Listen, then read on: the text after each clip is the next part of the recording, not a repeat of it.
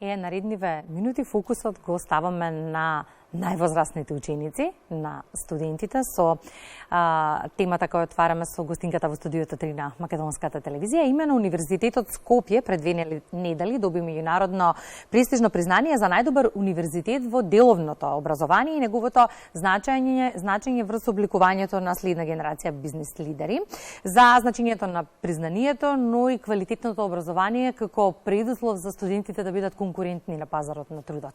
Разговараме со професор доктор Валентина Муцунска-Палевска, која што е универзитетски професор. Добро утро и добре ни дојдовте во Македонија наутро. Добро утро до вас и до вашите гледачи.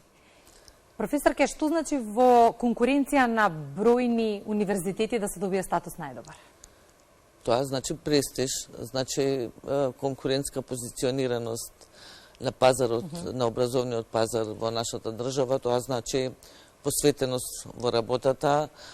Тоа подразбира топ менеджер или лидер кој што проактивно, визионерски креира образовни политики, кои што треба да бидат компатибилни со образовната легислатива на државно ниво, но и да се следат иновациите во развиените образовни системи во Европа и во светот, што значи за да се добие таква престижна награда на која што посебно сме горди, подразбира дека треба да има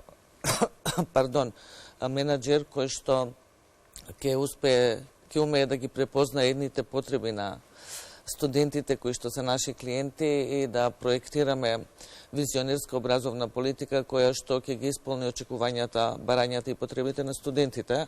И токму во тој контекст покрај наградата Top of Business за 2023 и за бизнис лидери во компаниите и образовните институции, високообразовните институции, Меѓународниот бизнис институт во соработка интегрирано со IB магазинот додели награда и на ректорот професор доктор Раце Миленковски за амбасадор во високото образование, што значи она што го промовираат развиените образовни системи дека треба да продуцираме кадри кои што ќе бидат подготвени да се справат со едните предизвици на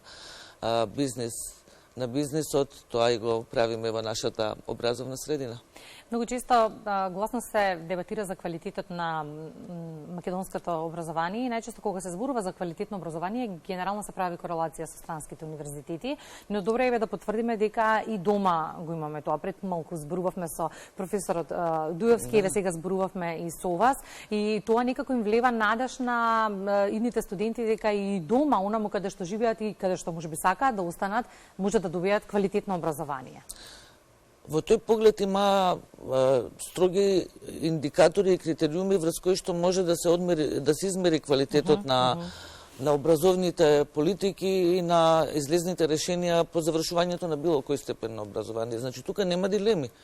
И тоа се критериуми и стандарди кои што се креирани од страна на престижни високообразовни институции и тела на ниво на Европа, и сметам дека секој универзитет треба да ги мери своите капацитети и перформанси врз база на тие критериуми и стандарди. И токму од тој аспект гледано, за да се добие една таква престижна награда, која што не е една единствена, имаме многубројни на нас за такви награди кои што сме ги добиле за квалитет и лидерство во високото образование, во период од 15 години во кој што посебно сакам да истакнам доминира една нова образовна парадигма, еден нов ментален или когнитивен код кој што го промовира генерацијата, така наречена генерација Z. И тие се доста сензитивни и комплексни во однос на мајнсетот кој што го имаат и промовираат еден сосема друг приод во однос на образованието на сите нивоа, почнувајќи од предучилишно па се до високо.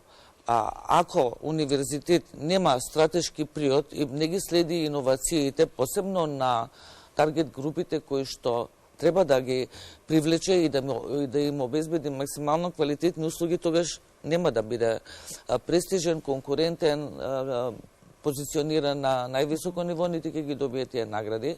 И токму во тој сегмент од самото основање на универзитетот ние ги следиме тие трендови и на младите, кои што се наш фокус на интерес, но и повозрастните, и нормално станува збор за еден комплексен, хетероген, една група на наши заинтересирани страни за кои што треба да модифицираме одредени пристапи во однос на креирање и на образовниот процес и на наставата, но и на следење на пазарот на трудот и соработка со бизнис секторот, за да можеме тој триаголник да го синхронизираме, избалансираме и да понудиме најдобри решенија во сите сегменти: образование, пазар на труд, конкурентност и успешно интегрирање во бизнисот. Во тој контекст, за кој факултет има најголем интерес и дали се тоа струки кои што се бараат на пазарот на трудот или едноставно тоа е нешто што ги интересира или го сакаат како професија идните студенти? Во тој контекст би сакала да потенцирам дека таа генерација Z, на која што нели сега јас сум посебно фокусирана, има своји карактеристики и е доста комплексна. Тие велат дека, односно нивното мото е дека успешна кариера може да изгледа само со знаење. Добре. И не постои друга алтернатива, заради тоа што се моделирани во личности во едно турбулентно време на светски, односно глобални кризи, и нормално дека излезот од една таква кризна состојба го гледаат преку стекнување на применливи знаења.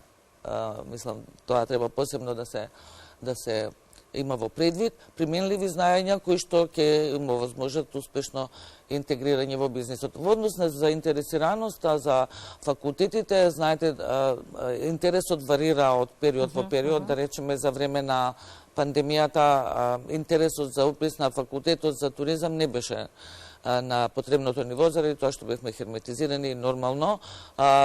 И покрај тоа што ние имаме стратешки приод во однос на промовирање на образовните политики кои што ги нуди Универзитетот Скопје, сепак постоеше некоја резервираност во однос на изборот.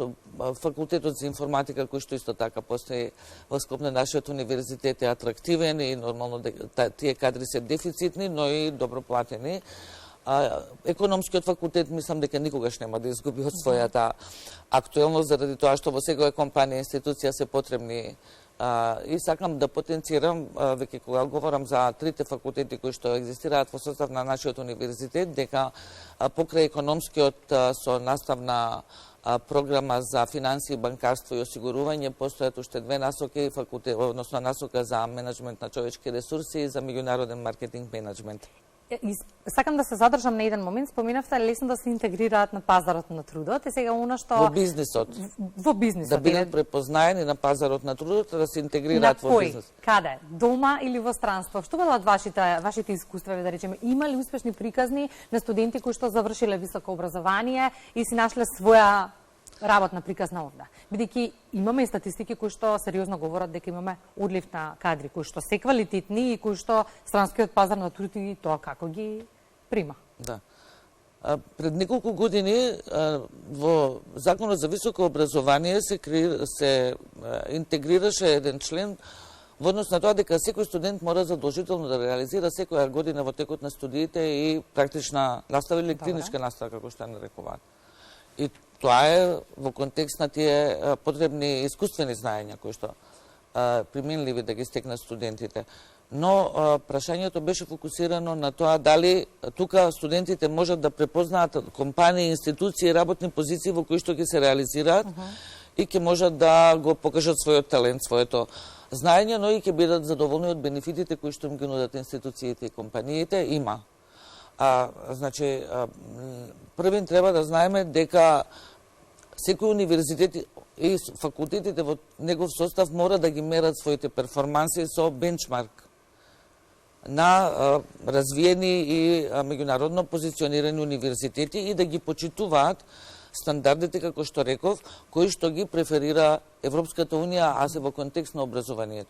Ако тоа не се интегрира во образовниот систем на високото образование, тогаш не можеме да очекуваме дека ќе продуцираме кадри кои што ќе бидат задоволни од перформансите во однос на знаења што ги поседуваат и дека ќе имаат високо ниво на самодоверба за да можат да настапат сигурно на сцената на бизнисот. Се ли е подготвено за новата академска година во тој контекст? Видете, тоа е нешто што ние го практикуваме секоја година. Знаете, не чекаме ние да дојде моментот кога треба да стартува академската година. За нас подготовките се нешто што е перманентен процес, заради тоа што за да се биде лидер во високо образование и да се добие награда за квалитет во високо образование, постојат 3 предуслови. Значи, универзитетот мора да биде отворен, флексибилен и секогаш или перманентно адаптибилен за променливото окружување и интегрирање на потребните промени кои што ќе ги задоволат очекувањата на студентите. Мора секогаш да креираме некоја додадена вредност која што ќе биде атрактивна, импресивна за студентите, но која што ќе придонесе за стекнување на квалитетно знаење кое што ќе ги интегрира во бизнес заедницата. Пред малку кога зборувавме за децата во предучилишна и училишна возраст, споменавме дека комуникацијата помеѓу родителите и наставниците е клучна за да биде успешен образовниот процес и им посакавме се разбира многу успех. Која е пораката до студентите? Која е пораката до вашите колеги пред почетокот на новата академска година? Што е најважно за и таа да биде успешна и квалитетна? Се извинувам, да биде квалитетна и образовниот процес зборуваме годината, да, и на академската година. Пред се академскиот кадар треба да биде подготвен за активна и континуирана соработка со студентите, да им даваме максимална поддршка во секој сегмент, да добиваат точни, навремени и прецизни информации. Поддршката не треба да биде само во сегментот на знаењата кои што треба да ги стекнат, туку треба да им се даде емоционална поддршка, заради тоа што покрај тоа што тие демонстрираат некаква самодоверба и можност сами да се адаптираат, сепак станува збор за сензитивен преход од една во друга фаза во однос на образованието. Самата помисла дека тие веќе се едни академски граѓани создава едно сосема подруго чувство кај нив и затоа сметам дека фокусот треба нормално да биде на предавања и вежби кои што ќе придонесат да препознаат одредени актуелни процеси во бизнисот.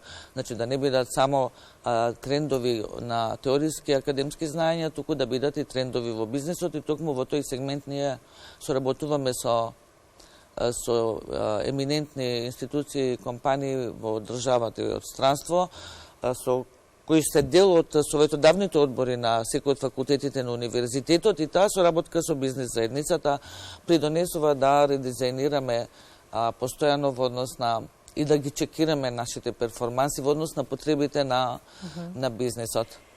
Новата учебна, генерално сега зборуваме нели и за училишните деца, и за оние во предучилишно, но и за студентите кои што ги очекува година е полна со предизвици, па се надеваме дека лесно ќе се справуваме со сите нив.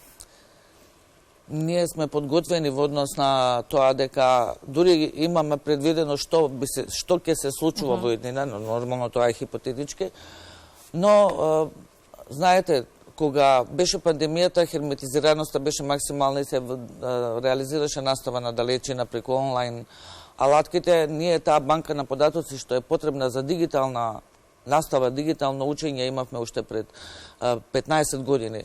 Значи, буквално цела банка, е-библиотека, е-студент, сите материјали потребни и достапни за студентот во секое време, што значи дека тоа не беше некоја новина за нас. Затоа велам, ако бенчмарк се трендовите кои што ги промовира Европската Унија во однос на образовните политики, тогаш нормално криза е криза и ќе се справиме со неа, но подготвени да се справиме. Да бидеме пофлексибилни, да се прилагодуваме. Да, тоа што реков, флексибилност, адаптибилност и отвореност за следење на иновациите. Благодарам за гостувањето во Македонија на утро. Се надевам за убави поводи повторно да се гледаме. Благодарам и на вашата покана. Би сакала само да упатам еден апел до сите заинтересирани дека сме отворени за соработка, за сите информации. Имаме штанд покрај рефреширањето со шопинг во Истгейт Мол, нека повелат и директно да се запознаат со се она што ги интересира во врска со образованието.